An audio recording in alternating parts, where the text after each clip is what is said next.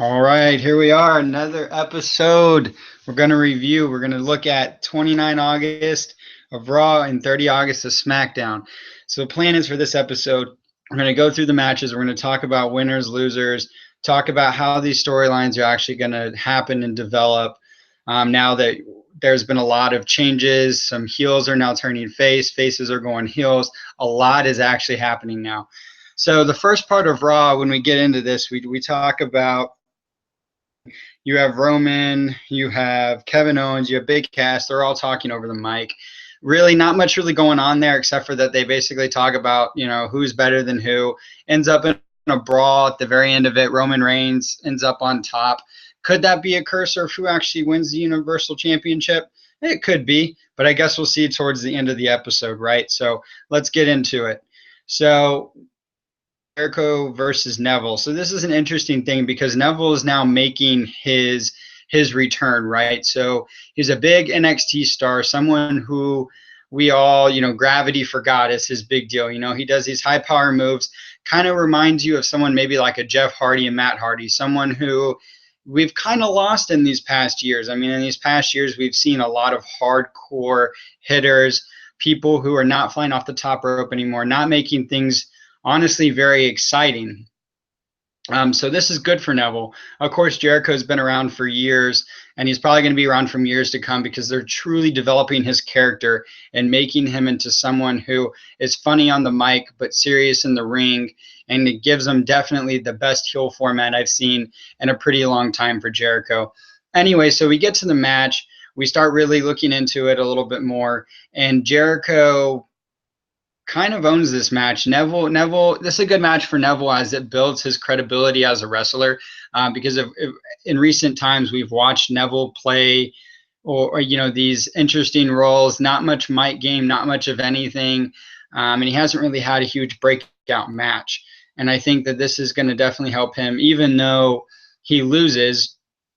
Jericho reverses the Hurricanrana and the Lion Tamer to actually win clean.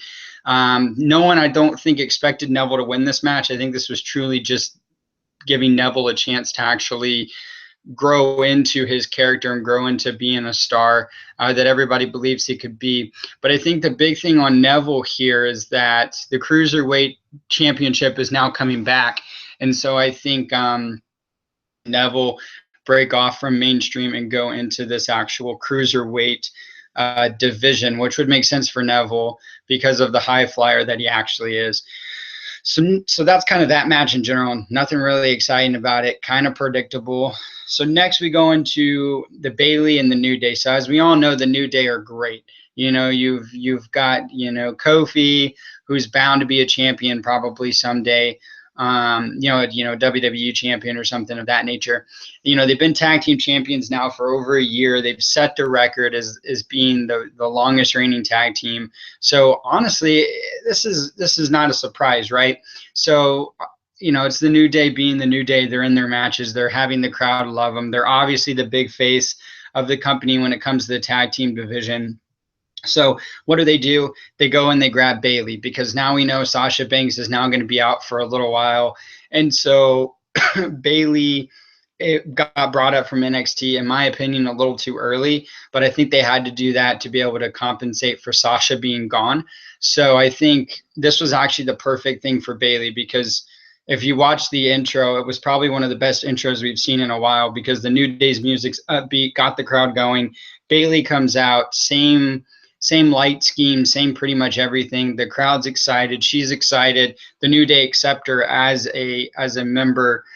So it was pretty great. And then, of course, we have on the flip side, Dana is now starting to make a character of her own because, as we know, she's been with Charlotte this whole time. And Charlotte, she's been the protege.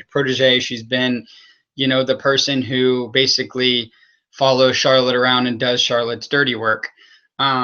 And so now she's starting to break away from this, and now we're starting to see her team up with Luke, Gallows, and Anderson, which I think is a perfect fit for her because she is a heel by nature. And with Luke and Anderson being heels themselves, I think this is a perfect lineup.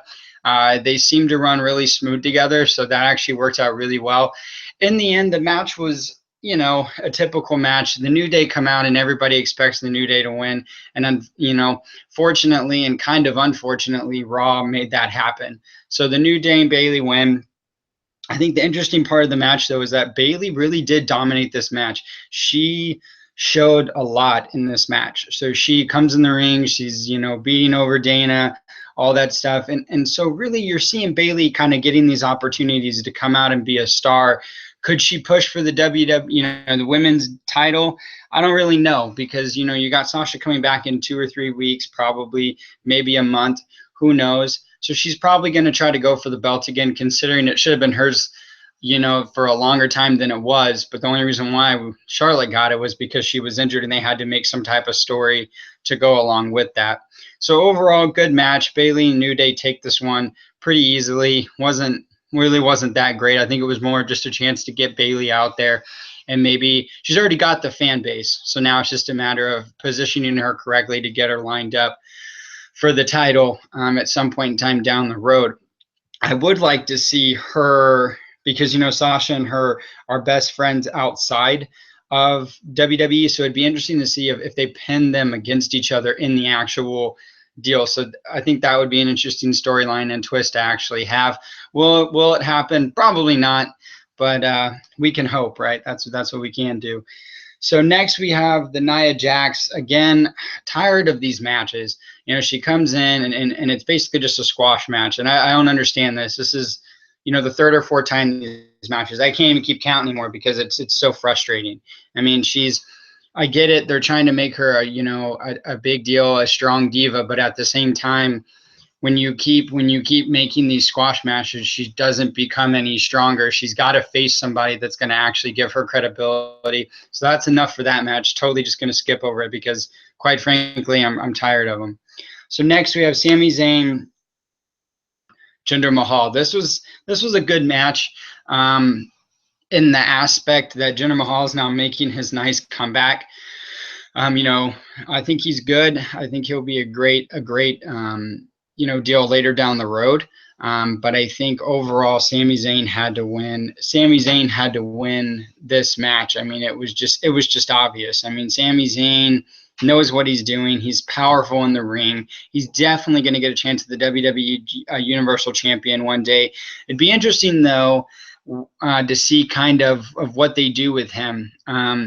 You know, because the problem that I don't like about Sami Zayn, though, is that he keeps selling these injuries in the ring. So he does these crazy moves, and he starts selling them in the ring. So this one was an ankle, which last week was an ankle, and the week before that it's a shoulder.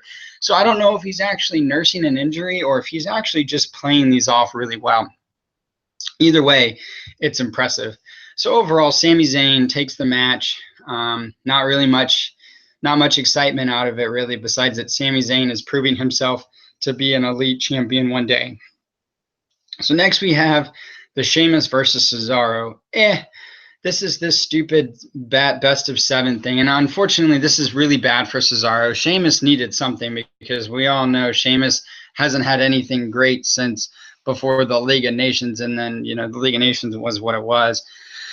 But Cesaro's got to get a chance here, right? Because he's complained about it to the company. He's done this, he's done that. And quite frankly, really needs to have this breakout thing. And being locked in a 7 series match is just not worth it. Now, Sheamus does win, and now he's up 2-0. So the only way that they can really make Cesaro, I guess, look amazing would be if he comes back from 3 down or 2 down and wins the best of 7.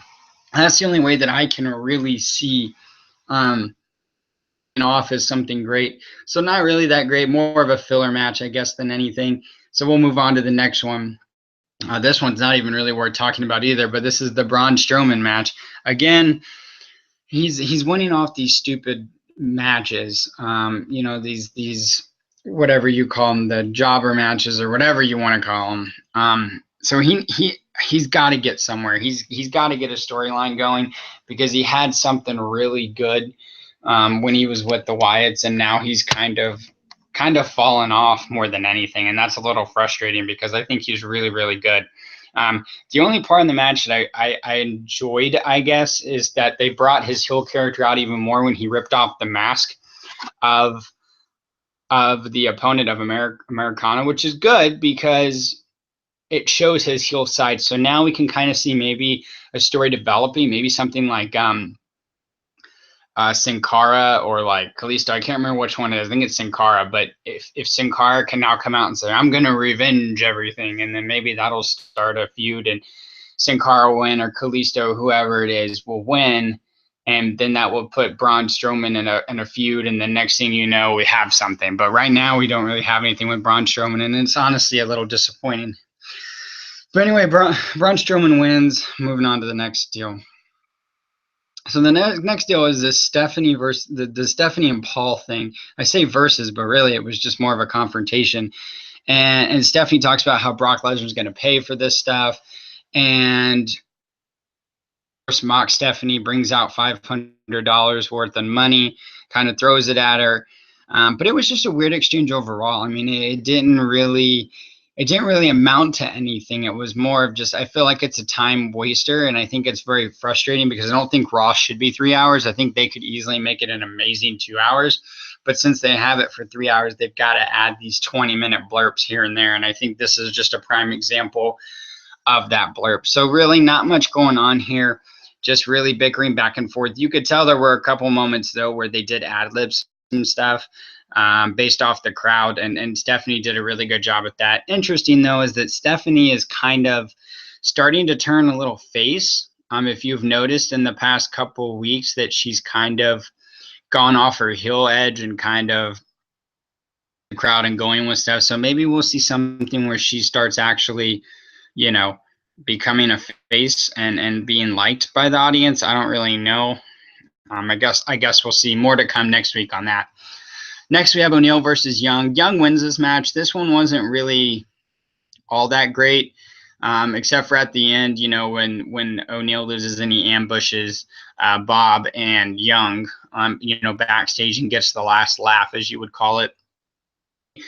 I think this is bad for O'Neal because O'Neal had a really botched talk last week. He was fumbling over his words. He wasn't really making anything of himself. And I think that that's extremely frustrating, I think, for a superstar because, he's given the opportunity to do it and then he can't even do it. So I think this was a good sign to show that maybe Young needs to be moved up and get some more face time and stuff. I think he needs to get rid of Bob, though. Because I think Bob is honestly hindering his ability to actually promote himself, and unless they've seen that Young can't promote himself, and so they're using Bob to help him. But I don't think that's the case. I think Young would do very well. He's got very good mic work. Unfortunately, Titus does not follow suit, so I think they're going to start moving Titus out pretty quickly, maybe putting him in the middle card to the lower card. But we'll see. On the way, Young wins, and thanks to Bob, and they go off on their merry way until they're ambushed by O'Neal in the back. So that's Raw in general. That's all the matches that kind of happened, and then so now we're going to get into the last true match, and this match is what I was talking about debating. And we're going to talk about how storylines changes and people go from face to heel. This is going to be how this works. So, as we know, it wasn't very clear this was an elimination match, I guess. And honestly, I didn't even know that it was until Cass got pinned at the very beginning, or not the very beginning. I mean, he held his own for an extremely long time.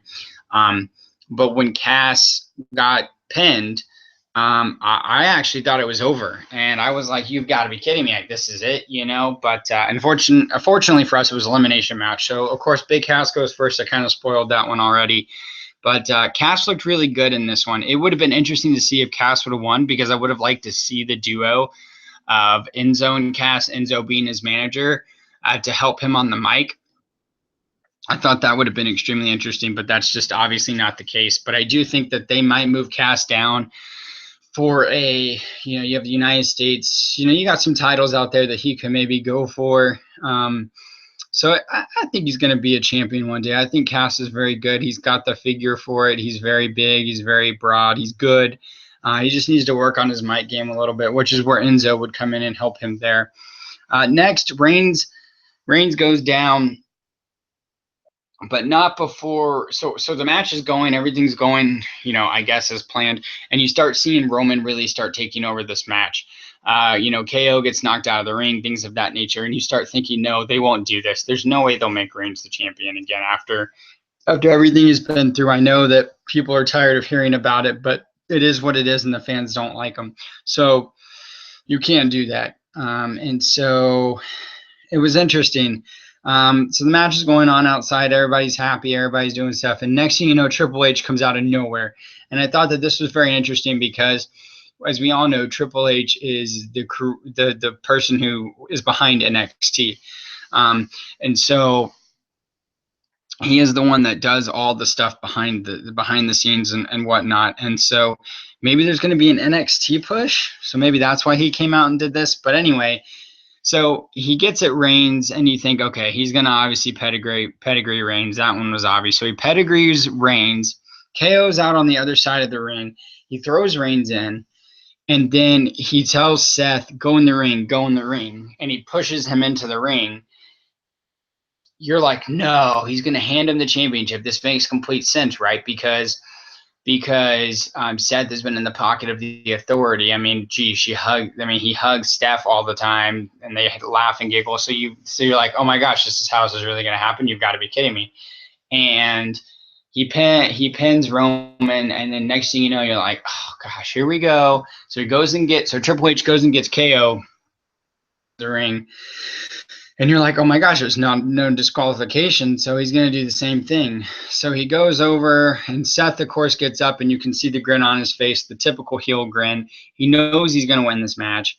And next thing you know, Triple H turns around and gets Seth into a pedigree, looks at Owens, gives him the nod, pedigrees him. And in that moment, I really thought that this was kind of Kevin Owens didn't know, because Kevin Owens sold it so well. When you look at his emotion, you actually think he's shocked. And so he did a really good job selling that. And so overall, I mean, he's completely shocked. He's sitting there. Next thing you know, he finally comes back to earth, and he realizes that he's going to win the championship. Pins him, wins. Triple H goes and gets the belt, sticks out his hand, and of course, KO, being the amazing person he is for the heel purposes, shakes his hand, takes the title. So now we can see that Kevin Owens is obviously going to be the heel leader for the company. Now here's the interesting aspect. I could really see Seth becoming a face of the company, because maybe not the company, but definitely a face, because he is already liked by the crowd as a heel. He's already liked. So now you kind of have to go, all right, so KO is obviously a heel. You've got Roman Reigns, who's a baby face, but really just not liked by anybody, so that's not really helpful. So now you say, hey, you know what, Seth? Let's make you a baby face. Let's get the crowd they already like you, so let's get them behind you and, see what happens. So it's interesting. They've set up Rollins to win it multiple times, and he can't do it. So I don't know. I guess we'll see what happens. But overall, that was Raw in a nutshell. Kind of a fast-paced podcast tonight. Got a lot of things I got to do. So I'm trying to give you guys the rundowns as quickly as I can. But that's kind of the overarching of Raw. So we'll see where everything goes next week. Next week will be an interesting episode. I'm sure KO will come out and talk about how he's the greatest and he deserves it and stuff like that. Rollins will probably interrupt him, and they'll go at it, and then that'll start that feud, with Rollins being the face of the company, saying he can't believe he got, screwed over by the Authority. So it's a kind of a predictable storyline. I hope that's not how it works, but we'll see. So anyway, that's Raw in a nutshell. Next, we're going to go into SmackDown. This one's not going to take very long, as honestly, not a lot really happened on SmackDown that was truly worth mentioning. So again, I'll go through it. I'll talk about some of the tag teams for the semifinalist stuff. And then besides that, that's going to be really about it. So going into SmackDown, you have Miz come out, and he starts talking about how, basically in a nutshell, how amazing he is and how he's wrestled his whole career without having to deal with injuries and things of that nature. And then he talks about how he's the greatest and bada. Well, then Dolph Ziggler comes out of nowhere and starts hitting Miz in the basically in the face with words, saying, "Hey, you know what? If you were a true champion, if you weren't a coward, you run, you do this, you do that." Basically, telling him that he's not a great champion and that he doesn't defend his title ever because he's out doing movie promos, so on and so forth. And when he finally gives him the chance to stand up for him, because Dolph says, "If you're really not scared, then let's go right now. No title match, no nothing, just me and you." Miz runs, gets booed out of the stadium, or out of the venue, I guess, and that's kind of how it ended. So we'll see how this whole thing with Miz ends up. I like Miz. I think he's a great Intercontinental Championship. I think he's the perfect face. I don't know how long it'll be. I don't know how legitimate the thing with Daniel Bryan was, if that was scripted or not, because if it wasn't, I highly doubt that he's going to be champion, because I could definitely see Daniel Bryan screwing him. So I guess we'll see. Next, we had Apollo Crews versus AJ Styles. Again, not much here. I mean, this was pretty obvious. AJ Styles is going to win. AJ Styles is the best wrestler there is right now. I mean, let's just be real. Let's call it what it is. You might not like him. I think he's an amazing heel. I like him a lot. And he's the best wrestler there is right now. I mean, his artwork in the ring is amazing. He knows exactly what's going on. He's amazing on the mic. He deserves to be the champion. And so, we'll see what happens. But I think Crews having a failed promo, I think it was a couple weeks ago, I think this is a great match for Crews. Crews really showed that he can wrestle and that he's very good. He's very talented. But you got to get a legitimate story for him. And I think that's the problem that WWE is having, is that they can't find a legitimate story for Crews. And maybe that is the fact that he got pulled up a little bit sooner than he probably should have. But I think overall, I think Crews is good, and I think he will be a champion one day. I think it's just going to take time and actually get a character involved and get something established. And I think he'll honestly be really, really good. So next we had the semifinals match with and Mojo, the Hype Bros versus the Von Villains. This one was a little obvious too. The Von Villains have been very good. In fact, the Hype Bros have actually wrestled them multiple times, just not in the. This is the first true main event that they've wrestled into against each other. Von Villains are not bad. They're a good tag team. They're definitely not tag team champion material right now. I don't think that they've built a good story for them. The crowd's not a huge fan of them, so I just don't see it happening. I think the Hype Bros are good. I think they're good in that they get the crowd, no pun intended, but hyped. I just don't like them. I think they're kind of childish. I don't think they make sense. I guess the only compliment I have is that Ryder's now not by himself, which is kind of nice, because Ryder, his whole gig, his woo-woo gig is kind of stupid. So them coming together, I think, again, is going to help Ryder in the long run. So overall, Hype Bros win this one. They advance to the semifinals. Again, nothing much really to talk about for that one. We had Becky Lynch and Naomi versus Natalya and Alexis Bliss.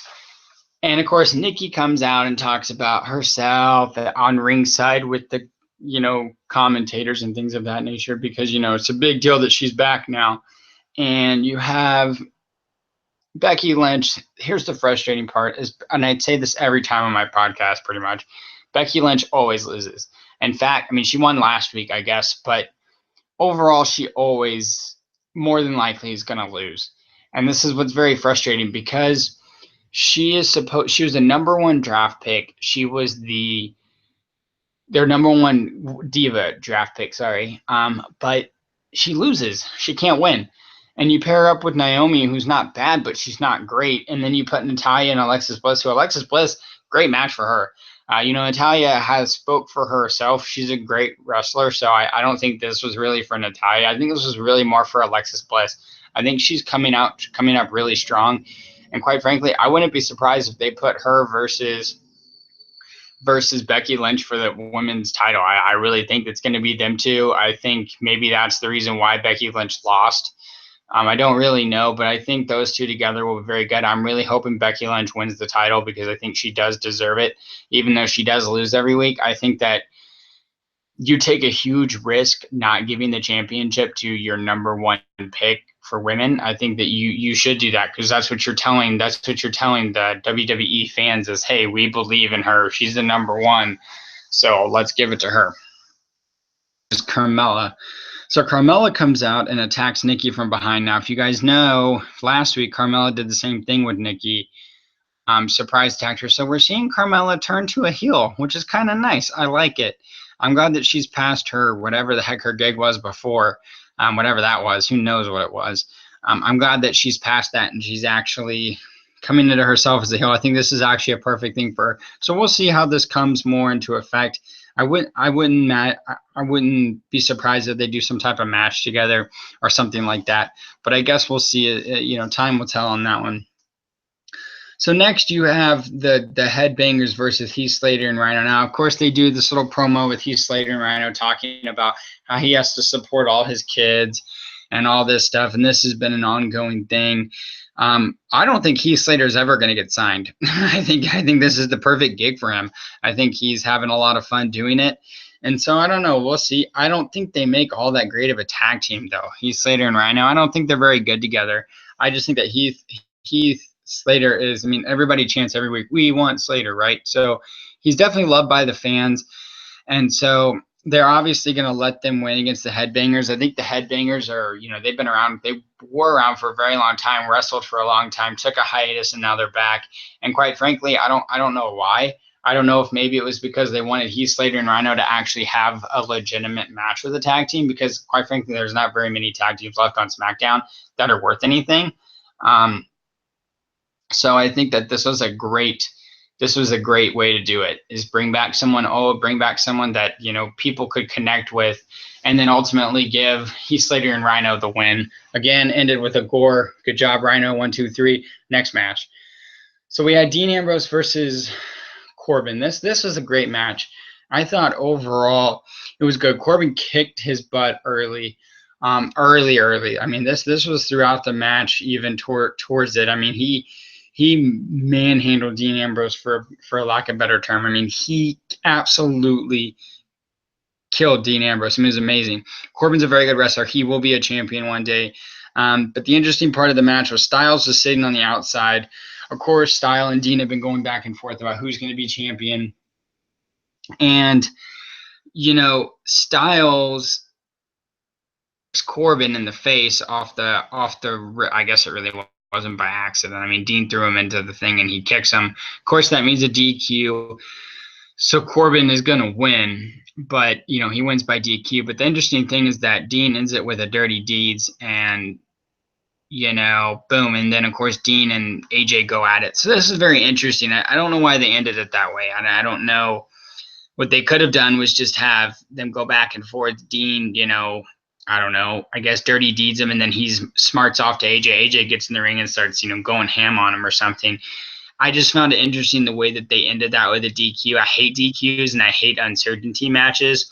In a DQ match, it shouldn't have happened. I think it was a very weird way to sequence it. I think it could have been better. But overall, that's SmackDown. SmackDown, they had an okay night. Again, SmackDown's had its ups and downs. It started out and it started picking up to where it was better than Raw. And then again this week, it just goes back and forth. I think the Slater promo was pretty good. But Raw's got to get rid of the squash matches with Braun and Nia Jax. I hate them. I think they're stupid, and I think they're just a waste of time, along with a bunch of the other promos. Thing at the beginning where, Roman Reigns and all of them talked, and then you had the Stephanie and Paul thing. Like, if they just condensed it down to 2 hours, they would have such a better show. In fact, if they condensed it down to 2 hours, I would argue that they would probably have the best show, and it would kill SmackDown every single week just because of everything that would be compressed into the 2 hours. I think it's a great idea. Will they do it? Who knows? But anyway, that's it. Raw, SmackDown, easy week. Backlash is coming up. You guys know I'm going to hit up Backlash. I'm going to do a nice review of that. You guys know that my pay-per-view reviews are a lot more in depth. I tend to really talk about storylines when it comes to pay-per-view, but between Raw and SmackDown, it takes so long. If I was to go in depth on every single match, it would take so long for my podcast. So, I like to keep them between 30 and 40 minutes. Well, 20 to 30, 20 to 35 for the Raw and SmackDown, and then anywhere from 35 to 50 for the actual pay-per-view. So again, my Backlash one will be coming out soon. We've got one more week of Raw and SmackDown, so I'll hit that one up again around the same time on Thursday, and then I'll do my predictions on Friday or Saturday for Backlash, and then of course we'll watch Backlash, and then I will do my review. I'll probably combine them. I'll do two different podcasts with Backlash and then do Raw and SmackDown on Thursday again. It's just going to really depend on my schedule. But of course, watch out for them. We're doing great things here. Thank you so much for the views. Thank you so much for the subscriptions. If you guys have any comments, please put them down there and let me know how I'm doing. If there's anything you'd like to see different, anything you would, enjoy, let me know. Alrighty, thanks and have a great night.